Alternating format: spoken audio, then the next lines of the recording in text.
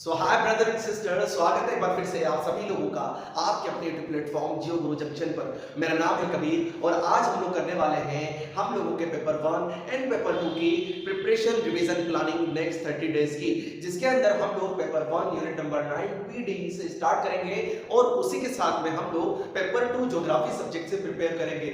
यहाँ मैं एक बात ऐड करना चाहता हूँ जो कि काफी इंटरेस्टिंग बात है कि अगर आप लोग हिंदी मीडियम से बिलोंग करते हैं या इंग्लिश मीडियम से एग्जाम देने वाले हैं तो आप लोग को दोनों मीडियम का सॉल्यूशन एक चैनल के ऊपर मिल जाएगा। हम यहाँ पर दोनों मीडियम के लिए क्लासेस लगाने वाले हैं जिसके अंदर हम लोग जनरली प्रीवियस ईयर क्वेश्चंस को सॉल्व करने वाले हैं पूरे डिटेल सॉल्यूशन के साथ में। जो भी उसके अंदर बेसिक कॉन्सेप्ट होंगे उन सारे के सारे कॉन्सेप्ट को हम लोग डिटेल के अंदर यहाँ समझने वाले हैं। तो चलिए बिना समय गवाए हुए स्टार्ट करते हैं आज के क्लास को। चलिए तो पहला क्वेश्चन जैसा कि आप लोगों को पता है वो होने वाला है हम लोग का यूनिट नंबर 9 पीडीई से लोक विकास पर्यावरण से, जिसके अंदर आप लोगों को जनरली 2 स्टेटमेंट्स गिवन होंगे। इन दोनों स्टेटमेंट के अंदर से आप लोगों को सेलेक्ट करना है करेक्ट ऑप्शन यानी कि सही ऑप्शन को। तो क्वेश्चन नंबर हम लोग का फर्स्ट का स्टेटमेंट नंबर 1 है कि most of the hazardous landslides are induced by earthquakes. दूसरा स्टेटमेंट हम लोगों के पास में है all landslides involve falling of earth material under shear forces. Right, in the light of the above statement choose the correct answer. चलिए एक बार हिंदी के अंदर भी पढ़ लेते हैं हम लोग। यहाँ 2 कथन दिए हुए हैं जिसमें पहला कथन है आप लोगों का कि अधिकांश खतरनाक भूस्खलन हम लोगों के भूकंप से प्रेरित होते हैं। दूसरा कथन हम लोगों को दिया हुआ है कि क्या सभी भूस्खलनों में अपरूपण तनाव के तहत पृथ्वी की सामग्री का गिरना शामिल होता है। तो एक बार आप लोगों को इन दोनों के दोनों स्टेटमेंट को सही तरीके से समझने का ट्राई करना है ताकि फिर आप लोग करेक्ट आंसर को चूज कर पाए। जी हाँ, तो पहले आप लोगों को मेरा जो जनरल सा सजेशन होता है बच्चों को वो ये होता है कि क्वेश्चन को एक नहीं बल्कि 2 से 3 बार रिपीट कर लीजिए ताकि आप आसानी से आंसर को सही करेक्ट बना सके। तो यहाँ आप लोगों को पहला जो वर्ड पकड़ में आएगा वो आएगा स्टेटमेंट नंबर 2 का शियर स्ट्रेस यानी कि अपरूपण तनाव का। राइट, तो पहले समझ लेते हैं हम लोग अपरूपण तनाव या शियर स्ट्रेस क्या होता है। तो मैं आप लोगों को एक एग्जांपल से शियर स्ट्रेस को समझाना चाहूंगा कि फॉर एग्जांपल हम लोगों के पास में 2 प्लेट टेक्टोनिक्स है या 2 हम लोगों के पास में विवर्तनिक प्लेटें हैं या मैं बोलूं आप लोगों से 2 पहाड़ियां 2 चट्टानें हैं जो एक दूसरे के ऊपर इस तरीके से रखी हुई हैं। तो क्या होता है कि जब चट्टानों के ऊपर कोई प्रेशर या बल लगता है जिस बल की वजह से वो दोनों चट्टानें एक दूसरे के अपोजिट डायरेक्शन के अंदर मूव करना स्टार्ट कर देती है। एक प्लेट आगे जाएगी फॉरवर्ड, एक पीछे आएगी बैकवर्ड। तो यहाँ पर एक स्पेशल टाइप का फोर्स या बल कार्य करता है, वर्क करता है, जिस बल को ही हम लोग बोलते हैं शियर स्ट्रेस या फिर बोले तो अपरूपण तनाव। तो यहाँ तक क्लियर हुआ आप लोगों का अपरूपण तनाव होता है क्या। तो हम लोग का ये था कि क्या इस ऑप्शन नंबर जो स्टेटमेंट नंबर 1 था इसके अंदर आपसे ये पूछा गया था कि क्या सारे के सारे लैंडस्लाइड्स होती हैं वो अर्थक्वेक की वजह से ही आती है क्या। तो इसका आंसर होगा नहीं, सारे के सारे लैंडस्लाइड सिर्फ और सिर्फ अर्थक्वेक या फिर जो भूकंप होता है उसकी वजह से नहीं आती है, बल्कि इसके अलावा भी काफी सारे ऐसे फैक्टर्स होते हैं, काफी सारे ऐसे कॉजेस कारण होते हैं जिनकी वजह से भूस्खलन आता है। जैसे बाढ़ आ जाना, जैसे हाई रेनफॉल हो जाना, बहुत तेज बारिश का हो जाना, जैसे मृदा का अपरदन हो जाना, जैसे मिट्टी कट जाती है उसे मृदा अपरदन बोलते हैं, सॉइल इरोजन बोलते हैं, जैसे वोल्केनिक इरप्शन हो जाना, ज्वालामुखी का फट जाना जिसे हम लोग बोलते हैं, जैसे किसी भी एरिया के अंदर जो ड्रेनेज सिस्टम होता है वो कहीं से कट फट जाए जिससे कि फ्लड आ जाए। तो ये सारे के सारे रीजन होते हैं जिन वजहों से, जिन रीजंस की वजह से आपके लैंडस्लाइड्स आते हैं या होते हैं। तो यानी कि ये तो स्टेटमेंट जो है हम लोग का वो रॉन्ग है। तो ये बात दिमाग में आ गई। दूसरी जो चीज हम लोगों के हैं वो है शियर स्ट्रेस, जो मैंने अभी आप लोगों को बताया। इसके अंदर आप लोगों को एक और चीज ध्यान में रखनी है कि शियर स्ट्रेस की ही वजह से लैंडस्लाइड्स होती हैं।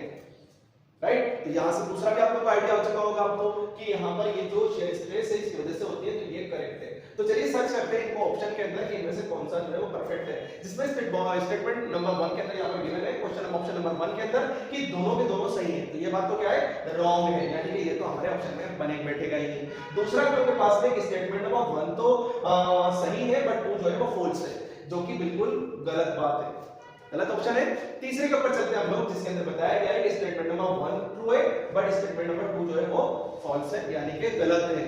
ये नहीं है, बल्कि हमारा ऑप्शन क्या था जो हम लोगों ने भी समझा डिटेल के अंदर कि भाई स्टेटमेंट नंबर 1 तो रॉन्ग है बट 2 सही है। तो ये कहां पर है, यही हम लोग के ऑप्शन नंबर 4 के अंदर, जिसमें आपको बताया हुआ है कि स्टेटमेंट नंबर 1 तो फॉल्स है एंड बट स्टेटमेंट नंबर 2 जो है वो सही और परफेक्ट है। तो यानी कि हमारा आंसर हो जाएगा इस क्वेश्चन का 4। डन। चलिए अगले क्वेश्चन की तरफ मूव करते हैं हम लोग जल्दी से कि अगला क्वेश्चन हम लोग का क्या है। तो अगला क्वेश्चन होने वाला है हम लोगों का कि इसमें आगे से कुछ स्टेटमेंट्स गिवन है आप लोगों को कि पहला स्टेटमेंट है कि it is relatively easier to monitor regulate water pollution caused by non-point sources than point sources। घबराने की जरूरत नहीं है, मैं अभी आप लोगों को बताऊंगा point source and non point source क्या होते हैं। जैसा मैंने थोड़ी देर पहले आप लोगों को बताया था कि आप लोगों को हर क्वेश्चन का जो एक सबसे इंपॉर्टेंट वर्ड कीवर्ड होगा उसको वहां से पिक कर लेना है, उसको उठा लेना है, दिमाग में रख लेना है कि इसी वर्ड के ऊपर पूरा क्वेश्चन बना हुआ है।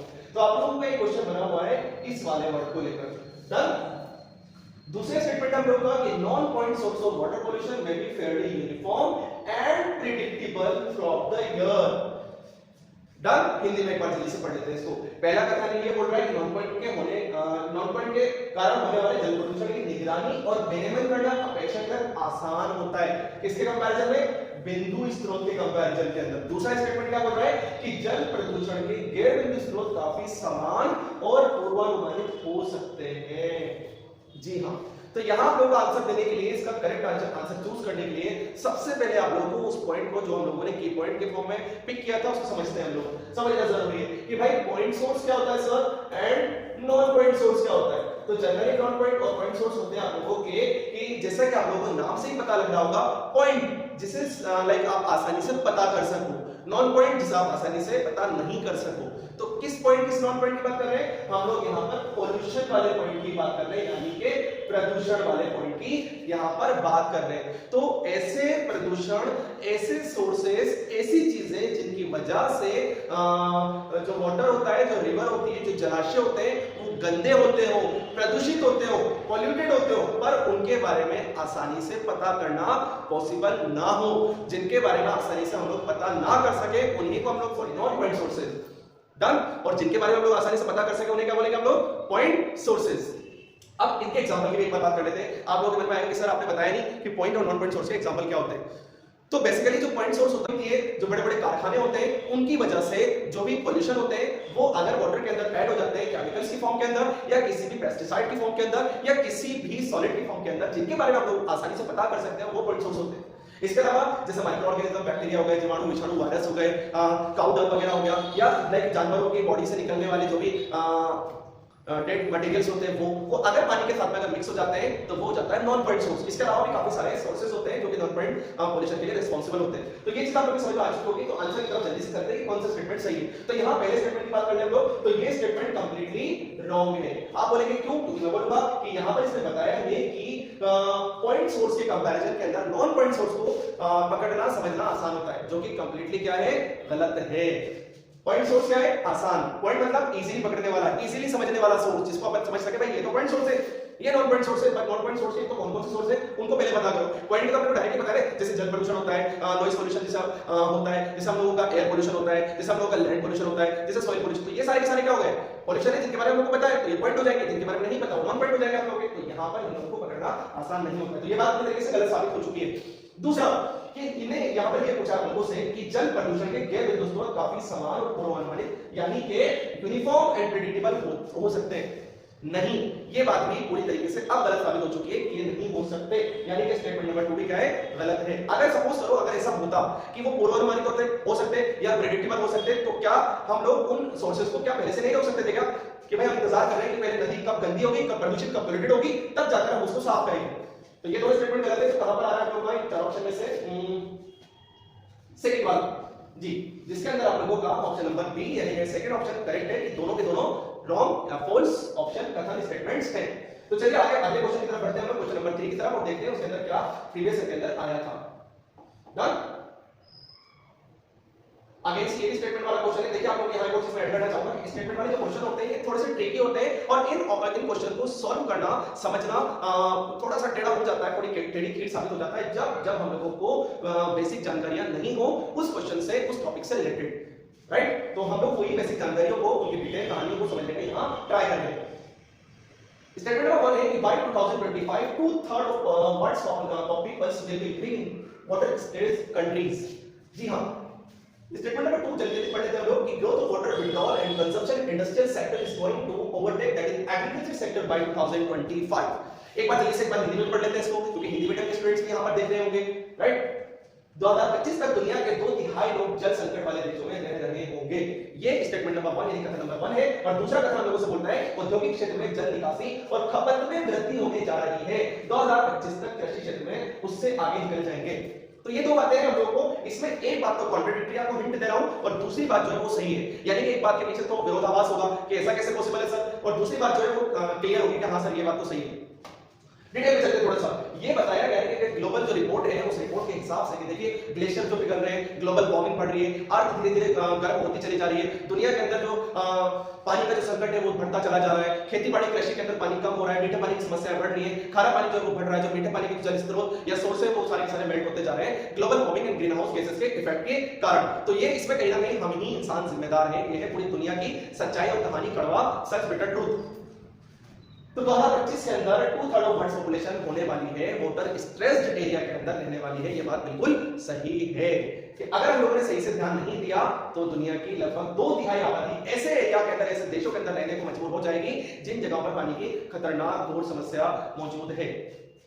अगर आपने न्यूज़ पेपर पढ़ा हो तो वहां पर आपने पढ़ा होगा कि इंडिया के अंदर जो नदन ग्रीन वाला जो पार्ट है, यानी कि उत्तरी जो पठार और पर्वतमालाएं हैं, यहाँ जो ग्लेशियर्स है वो ग्लेशियर्स पिघल रहे हैं जी, और उसमें हम ही जिम्मेदार है। तो ये वाला स्टेटमेंट हम लोग का हो जाता है सही। दूसरी तरफ देखते हैं हम लोग कि growth of water withdrawal in the consumption industrial sector is going to overtake the agriculture sector by 2025। ये बात पूरी गलत है कि एग्रीकल्चर सेक्टर को ओवरटेक कर लेगा आप लोगों का औद्योगिक क्षेत्र या फिर बोले तो आप लोगों का इंडस्ट्रियल सेक्टर, क्योंकि एक रिपोर्ट है, ग्लोबल रिपोर्ट, जिसके अंदर जो वैश्विक पैमाने है उसके अंदर ये तय किया गया है कि सन 2025-26 तक हम लोगों को कृषि के अंदर जो मीठा पानी है उसके निकासी को हम लोगों को बढ़ाना है, उसके यूज कंजप्शन को बढ़ाना है।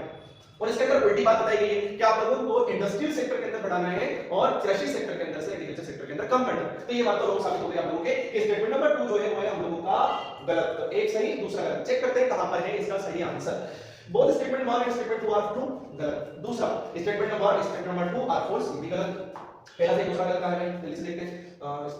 थर्ड तो क्वेश्चन है हम लोगों का ऑप्शन नंबर जो था थर्ड वो है बिल्कुल सही कि स्टेटमेंट नंबर 1 तो सही है सर, बट स्टेटमेंट नंबर 2 कथन नंबर 2 गलत है। तो ये हो जाएगा क्वेश्चन नंबर हम लोग का 3 पूरी तरीके से रेडी सही के क्वेश्चन अगर आप करेंगे तो आप आसानी से उसको मार्क कर पाएंगे। अगले क्वेश्चन की तरफ जल्दी से मूव करते हैं। तो चलिए नेक्स्ट क्वेश्चन की तरफ चलते हैं हम लोग, जो कि है हम लोग का असर्शन रीजन के ऊपर बेस्ड। तो क्या है असर्शन और क्या है उसका रीजन समझते हैं, पता ट्राई करते हैं। यहां असर्शन गिवन है Kyoto protocol accepted countries such as India and China from rolling back their greenhouse gas emission by about 5% below 1990 level by 2012। दूसरा इसका रीजन बताया कि exemption was given to India and China as their contribution on total greenhouse gas emission of the world was insignificant in 1997। Hindi के अंदर भी कथन को जल्दी से पढ़ लेते हैं, क्या बताइए ये बात कारण और उससे दावा क्या है। दावा ये किया गया था कि क्योटो प्रोटोकॉल ने भारत और चीन जैसे देशों को अपना कदम वापस लेने से छूट दिए 2012 तक ग्रीन हाउस गैस उत्सर्जन और 1990 के स्तर से लगभग 5% उससे कम हो जाएगा, उससे दी गई छूट। दूसरे से कारण उन्होंने बताया कि भारत और चीन को कुल ग्रीन हाउस के योगदान के रूप में छूट दी गई थी, क्योंकि 1997 के अंदर 1997 के अंदर इन दोनों देशों का ग्रीन हाउस एमिशन लगभग 0 या नगण्य था। तो डिटेल में चलते हैं, थोड़ी कहानी को समझने का ट्राई करते हैं। कुछ कीवर्ड्स के साथ मैं चाहूंगा आप लोगों को सबसे पहले ये चीज बताना कि क्या होता है प्रोटोकॉल। ऑल दो आप लोगों को सभी को पता होगा कि क्योटो प्रोटोकॉल क्या होता है और जो भी इसके नॉर्म्स एंड कंडीशंस थी वो क्या थी और इसको प्लान कब और कैसे किया गया था। जनरली क्योटो प्रोटोकॉल एक संधि थी, एक एग्रीमेंट था वर्ल्ड की 100 से भी ज्यादा कंट्रियों ने मिलकर जापान के क्योटो के अंदर एक समिट की थी, ग्लोबल समिट, जिसके अंदर लोगों ने डिसाइड किया था कि हम लोगों को सन 2012 तक दुनिया से ग्रीन हाउस इफेक्ट को कम या खत्म करना है और उसकी जगह हम लोगों को ग्रीन एनर्जी को प्रमोट करना है ताकि हम लोगों की अर्थ जो है वो सेव हो जाए। हालांकि ये बात जो थी सन 2012 को भी गए हुए लगभग 12 साल हो चुके हैं, अभी तक पूरी नहीं हो पाई है, बल्कि इसके अंदर जो बेसिक गोल्स उन लोगों ने एसडीजी और एमडीजी दोनों लोगों ने जो बनाए थे वो सारे के सारे गोल्स लगभग अधूरे ही रह गए थे।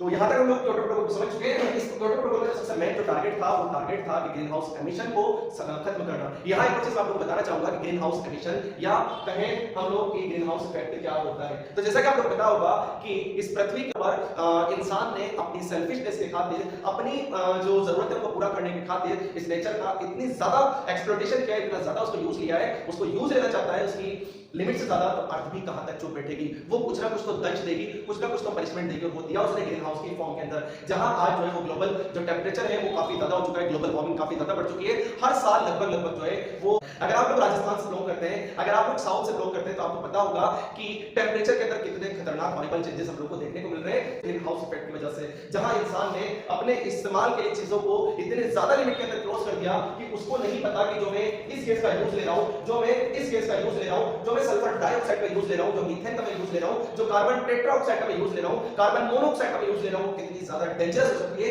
अल्टीमेटली मेरी लाइफ को खत्म कर सकती है, डिस्ट्रॉय कर सकती है, बल्कि मेरी ही नहीं, जितने फ्लोरा एंड फौना किंगडम में जितने भी जानवर जीव जंतु उनको मार सकती है, उसको नहीं पता, बट स्टिल वो यूज ले रहा है क्लोरोफ्लोरो जैसी खतरनाक डेंजरस गैसेस का, चाहे वो इंडस्ट्री के अंदर हो, चाहे पर्सनल यूज के अंदर हो। तो ये कहानी जो है यहाँ पर हम लोग चलते हैं असर्शन के ऊपर, क्या ये बात सही है? तो मैं आपको बताऊं, इतना समझने के बाद आप लोगों को बिल्कुल बोलेंगे सर ये बात बिल्कुल सही है। दूसरा इसका जो आप लोगों को कारण बताया गया था कि यहाँ पर इंडिया और चाइना को एक्सेप्शन यानी छूट दी गई थी कि भाई आप जो है ना वो, क्योंकि डेवलपिंग कंट्री है, क्योंकि आप लोग विकासशील देश है, तो ये तो बात ठीक है, बट इसी के साथ मैंने एक और बात ऐड की है कि यहाँ पर सन 1997 तक इंडिया और चाइना दुनिया के अंदर ग्रीन हाउस गैस में कुछ भी चीज नेग्लिजिबल रिलीज कर रहे थे, यानी कि वो लोग ये सारी जो भी गैसेस होंगी ना, मीथेन वगैरह जो गैसेस होगी, इसका जीरो एमिशन कर रहे थे।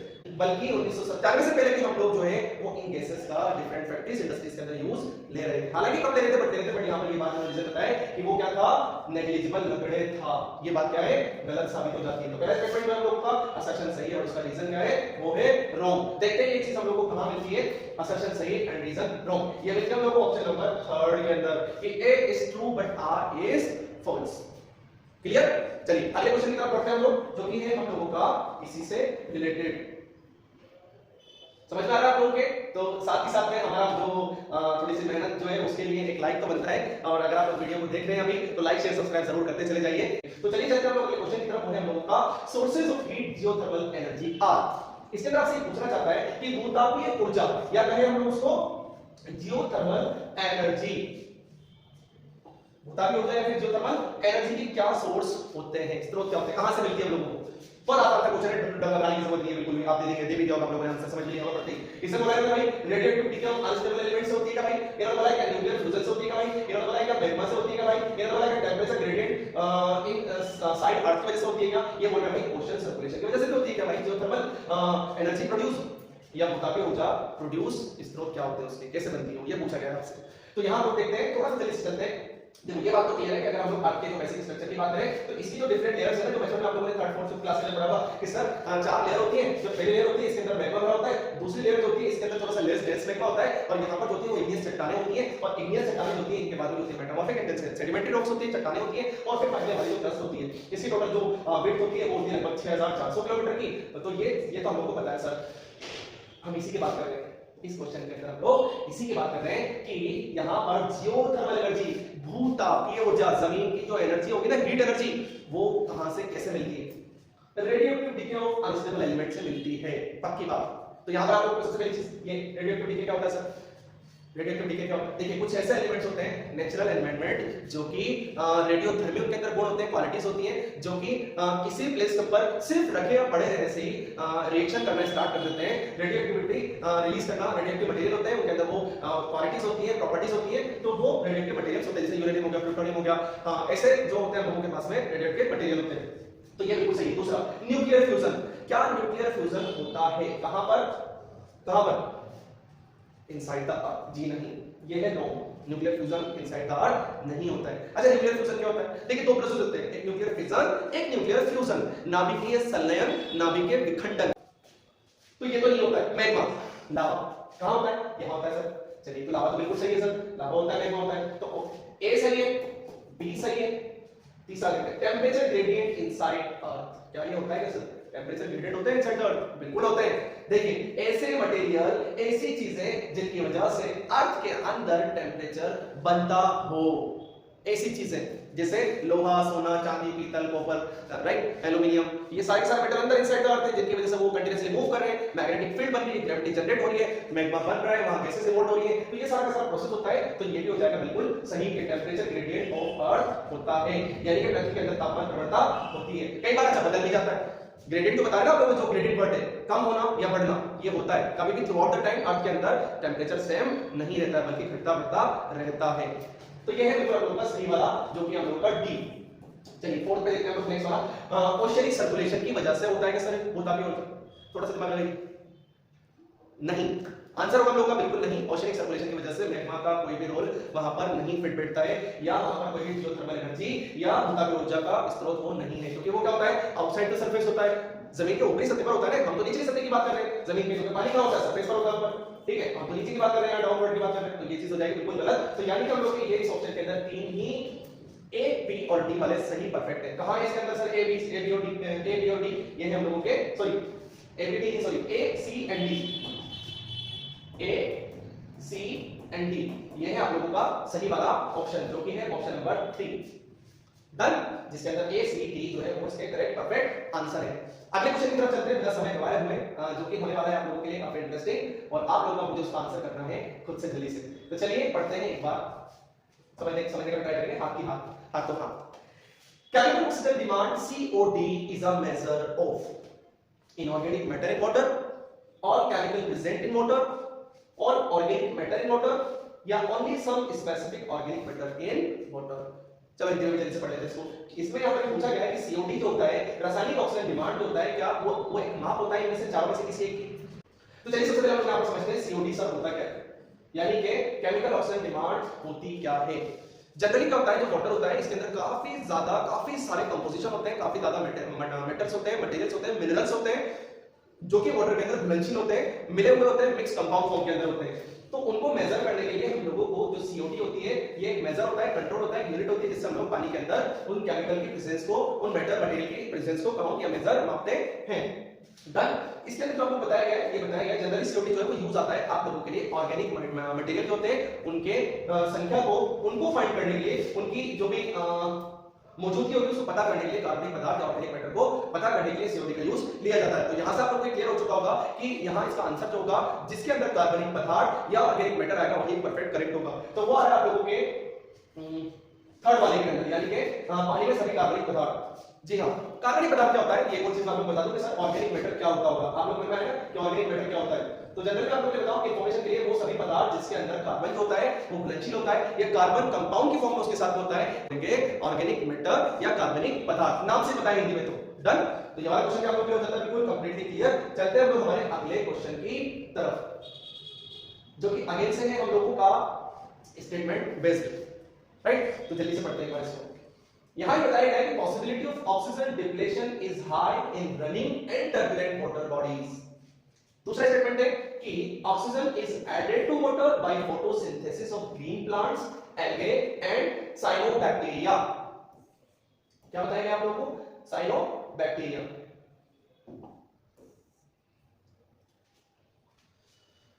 तो यहां जल्दी से पहले ट्राई करते हैं इसको हिंदी के अंदर एक बार पढ़ लेते हैं कि बहते और अशांत जल निकाल में ऑक्सीजन की कमी की संभावना अधिक होती है। दूसरा, हरे पौधे, शैवाल और साइनोबैक्टीरिया के प्रकाश संश्लेषण द्वारा पानी में ऑक्सीजन मिलाई जाती है। थोड़ा डिटेल में चलते हैं।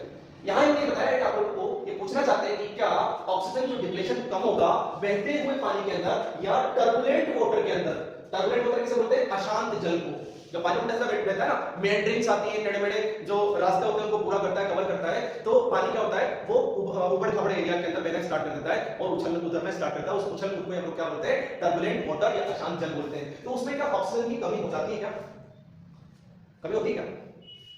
दूसरा कदम क्या बोल रहा है कि हरे पौधे, शैवाल और साइनोबैक्टीरिया के प्रकाश संश्लेषण द्वारा पानी में ऑक्सीजन की मिलाई जाती है। जो बहता हुआ पानी उसका ऑक्सीजन जो है वो धीरे-धीरे कम हो जाएगी। दूसरा ये बोल रहा है कि प्रकाश संश्लेषण या बोले तो हम लोग की फोटोसिंथेसिस प्रोसेस के थ्रू हम लोग क्या करते हैं उसके अंदर कुछ चीजें ऐड करते हैं जिससे कि वो उसका जो लेवल होगा ऑक्सीजन का वो बढ़ जाएगा। तो स्टेटमेंट नंबर 1 जो है वो पूरी तरीके से गलत यहां पर साबित होता है कि बहते हुए पानी के अंदर ऑक्सीजन की मात्रा कम नहीं होती है। डन। यहां दूसरी बात ये बोल रहा है कि साइनोबैक्टीरिया होते हैं इनके द्वारा प्रकाश संश्लेषण होता है जिससे ऑक्सीजन जो है वो इसके अंदर मिलाई जाती है। बात बिल्कुल सही। जी हां, ये बातें यहां पे बिल्कुल सही। तो यानी पहला ऑप्शन रॉन्ग है, दूसरा ऑप्शन क्या है, गलत है। यानी कि फर्स्ट ऑप्शन जो है वो रॉन्ग, स्टेटमेंट नंबर 1 तो है अपने पास में रॉन्ग, और दूसरा स्टेटमेंट नंबर 1 जो है वो करेक्ट है। कहां है statement number 1 wrong, fourth statement number 1 is incorrect but statement number 2 is correct. Done. अगले क्वेश्चन की तरफ चलते हैं हम लोग, जो कि है हम लोगों का इसी पीडी यूनिट से। इंटरेस्टिंग क्वेश्चन है, आप लोगों को थोड़ा सा फोकस करना है, इसको ऑलरेडी मैंने डिटेल के अंदर समझा दिया। अब अगले क्वेश्चन को हम लोग समझने का ट्राई करते हैं। छोटा सा क्वेश्चन है बट इंटरेस्टिंग क्वेश्चन है। तो क्वेश्चन जैसा लोगों के पास में है कि आप लोगों को ग्रीन हाउस गैसेस का कोई प्राकृतिक स्रोत नहीं है, वो ढूंढना है इनमें से कि जो भी ऑप्शंस है, ऑप्शंस के अंदर से जो भी ग्रीन हाउस इफेक्ट नहीं है, ग्रीन हाउस गैस का नेचुरल सोर्स नहीं है, वो क्या करना है आप लोगों को फाइंड आउट करना कि कार्बन डाइऑक्साइड डन सही है, ये तो होता है सर। मीथेन CH3CH4 ये भी होता है सर। नाइट्रस ऑक्साइड ये भी होता है N2O डन। हेलो कार्बन, यदि कार्बन किसी दूसरे तत्व के साथ में, दूसरे मेटर के साथ में मिक्स होकर, मिलकर, बॉन्ड बनाकर कंपाउंड बना लेता हो, उसी को हम लोग बोलते हैं हेलो कार्बन, जिसके अंदर जैसे हम लोग देखते हैं chloro, fluoro, bromo, iodo, chlorine, chlorine, bromine, iodine simple भाषा के अंदर, ठीक है। इनके साथ में अगर कार्बन मिल जाया करे तो वो क्या हो जाएगा, हेलो कार्बन होगा। समझ में आया? हेलो कार्बन किसे बोलते हैं? तो ये हेलो कार्बन जो होता है ये प्राकृतिक सोर्स नहीं होता है ग्रीन हाउस गैस का, ठीक है। ये क्वेश्चन भी हो गया हम लोग का क्लियर, इसके पीछे की कहानी भी हो गई हम लोगों की क्लियर। चलिए अगले क्वेश्चन की तरफ चलते हैं हम लोग। तो अगला क्वेश्चन हम लोग का सोलर स्टील से रिलेटेड, पढ़ लेते हैं जल्दी से क्वेश्चन को कि क्वेश्चन क्या है। Solar stills are equipments which use solar thermal energy to. यहां आप लोगों से पूछा गया कि सोलर स्टील ऐसे उपकरण होते हैं जो सौर तापीय ऊर्जा का उपयोग करते हैं। मन के अंदर वही जो मेन पॉइंट, मेन क्वेश्चन का जो मेन पार्ट होगा, की पॉइंट होगा, उसको क्या करना है, पिक करना है। आपने कर भी लिया होगा, ठीक है। तो इन्होंने बोला है कि जो सोलर स्टील होते हैं, क्या वो ऐसे सोलर स्टील होते हैं, वो उपकरण होते हैं जो सौर तापीय ऊर्जा का उपयोग करते हैं। किन किन चीजों के लिए? क्या वो सूखा अनाज के लिए करते हैं? क्या वो बिजली पैदा करने के लिए करते हैं? क्या वो आसुत जल के लिए करते हैं? क्या वो पानी निकालने के लिए करते हैं? उसका यूज किस लिए करते हैं? इंग्लिश में ड्राई ग्रेन्स के लिए करते हैं, इलेक्ट्रिसिटी जनरेट करने के लिए करते हैं, डिस्टिल वाटर करने के लिए करते हैं, या पंप वाटर करने के लिए करते हैं। तो करेक्ट आंसर क्या होगा, जल्दी कमेंट बॉक्स के अंदर बता दीजिए इसका। तो बेसिकली करेक्ट आंसर होने वाला है इसका आप लोगों के ऑप्शन नंबर 3 डिस्टिल वाटर या आसुत जल। जी हां, सोलर स्टील का ये एक ऐसा इक्विपमेंट होता है, एक ऐसा डिवाइस होता है, एक ऐसी युक्ति होती है जिसका यूज लिया जाता है वाटर को डिस्टिल करने के लिए, यानी कि उसे आसुत करने के लिए। तो ये भी क्वेश्चन आप लोगों का हो गया पूरी तरीके से तैयार। अगला क्वेश्चन आ जाता है हम लोगों का मैच द करेक्ट से। पीडीई यूनिट की बात हो और मैच द करेक्ट यहां पर आप लोगों के नहीं क्वेश्चन आए, ये तो हो ही नहीं सकता। ये जरूर आप लोगों को भी 18 जून को जो पेपर 1 होगा उसमें पीडीई से ऐसे क्वेश्चन जरूर से मिलने वाले हैं, तो यहां पर भी आपको थोड़ा फोकस बढ़ा देना है। तो यहां जल्दी से पढ़ते हैं इसमें क्या क्या दिया हुआ है। टॉक्सिक सब्सटेंस दिए हुए हैं आप लोगों को, जिसके अंदर पहला है आपका क्लोरोफॉर्म, दूसरा है डीडीटी, तीसरा है एरोक्लोर और चौथा है आपके पास में क्रोमियम। क्लोरोफॉर्म क्या होता है, आप लोगों ने मूवीज वगैरह के अंदर देखा होगा कि यहाँ पर जो जैसे मूवी के अंदर किसी को किडनैप करना हो या कोई चोर वगैरह होता है, वो जनरली क्या करता है, क्लोरोफॉर्म को अपने हैंकी के अंदर, उसके अंदर रुमाल के अंदर डालता है और जिसको किडनैप करना है उसके फेस पर लगाता है और थोड़ी देर में बेहोश हो जाता है। ये तो आप लोगों ने देखा ही होगा, राइट। तो क्लोरोफॉर्म जनरली क्या होती है, वो बेहोश करने की दवाई होती है। वो कहां से कैसे मिलती है आप लोगों को, वो चीज यहाँ ये पूछ रहे हैं, उसका सोर्स क्या, स्रोत क्या होता है, राइट। दूसरा आप लोगों से पूछ रहा है डीडीटी का सोर्स क्या होता है, तीसरा एरोक्लोर का सोर्स क्या होता है, चौथा क्रोमियम का सोर्स क्या होता है। तो यहाँ आप लोगों को 4 ऑप्शन दिए हुए हैं, इन 4 ऑप्शन के अंदर आप लोगों को पता करना है कि ये चारों में से कौन सा सही होगा। तो चलिए हम लोग क्वेश्चन की तरफ चलते हैं। देखो क्लोरोफॉर्म का जो सोर्स होता है वाटर प्यूरिफिकेशन। इसको जनरली वाटर को प्यूरिफाई करने के लिए यूज में लिया जाता है और जनरली ये एक कंपाउंड होता है जो कि डिफरेंट मैटर को मिलाकर, सब्सटेंस को मिलाकर प्रिपेयर तैयार किया जाता है। दूसरा है हम लोगों के पास में डीडीटी, इसका क्या यूज आता है। तो डीडीटी जनरली पेस्टिसाइड के अंदर यूज लेते हैं, खेती बाड़ी के अंदर इसको यूज में लेते हैं। किसान वगैरह जो होते हैं ना, वो इसको खेती बाड़ी में इसको छिड़काव करते हैं, जिससे कि जो कीटनाशक होते हैं, जो कीट जिससे जो कीट वगैरह होता है उनका नाश हो जाता है, इसलिए उसे कीटनाशक भी बोलते हैं। तीसरा हम लोग के पास में एरोक्लोर। एरोक्लोर में क्या काम आता है, किस तरीके से कहां यूज में लिया जाता है। तो ये है हम लोग का प्लास्टिक, राइट। तो एरोक्लोर जो होता है ये जनरली कंपाउंड होता है जिसको प्लास्टिक इंडस्ट्री के अंदर यूज लिया जाता है, जो कि प्लास्टिक को प्रिपेयर करने में काम आता है। तो ये हो जाएगा आपका सी वाला ऑप्शन नंबर 4। और लास्ट हम लोगों का जो कि है क्रोमियम। एशियन पेंट वगैरह, जो पेंट्स वगैरह आते हैं, जो घर में कलर वगैरह आते हैं, उसके अंदर आप लोग जब भी पेंट आए तो उस पेंट के अंदर उस कलर के डिब्बे के ऊपर पीछे पढ़िएगा, ये आप लोगों को कंटेंट के अंदर मिल जाएगा मोस्ट ऑफ टाइम, ठीक है। तो ये आएगा आपके पेंट्स के अंदर, कलर के अंदर। तो इनमें से देखते हैं कौन सा होगा। यानी ए का हमारे पास में है, ए का हमारे पास में यानी कि है तो ये, बी का हमारे पास में है पेस्टिसाइड, सी का हमारे पास में है प्लास्टिक और डी का हमारे पास में है 2। तो इनमें से ऑप्शन देख लेते हैं हम लोग जल्दी से, वो कौन कौन से ऑप्शन है जो कि यहां पर आपको दिखाई दे होंगे। ए का है 3rd, बी का है हमारे पास में 1, सी का है हमारे पास में 4 और डी का हमारे पास में है 2। तो 3 1 4 2 कहां पर है भाई, यानी कि ऑप्शन नंबर 3rd ये वाला, ए का 3rd, बी का 1, सी का 4, डी का 2।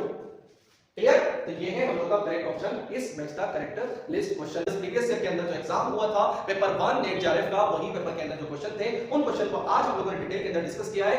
तो आप लोगों को कैसी लगी हमारी आज की क्लास कमेंट बॉक्स के अंदर जरूर बताइए और चैनल को लाइक शेयर सब्सक्राइब जरूर कर दीजिए। हम लोग मिलते हैं हमारे नेक्स्ट क्लास के अंदर ऐसे ही पीवाईक्यूज के साथ में इसी यूनिट के जो भी प्रीवियस ईयर्स के अंदर या प्रीवियस ईयर्स के अंदर जो क्वेश्चंस आए थे उन क्वेश्चंस की डिटेल के साथ हम लोग दोबारा मिलने वाले हैं। और हां, हम लोग पेपर 2 ज्योग्राफी सब्जेक्ट से भी करने वाले हैं उसके पीवाईक्यूज को। तो मिलते हैं हम लोग नेक्स्ट क्लास में, तब तक के लिए बाय बाय।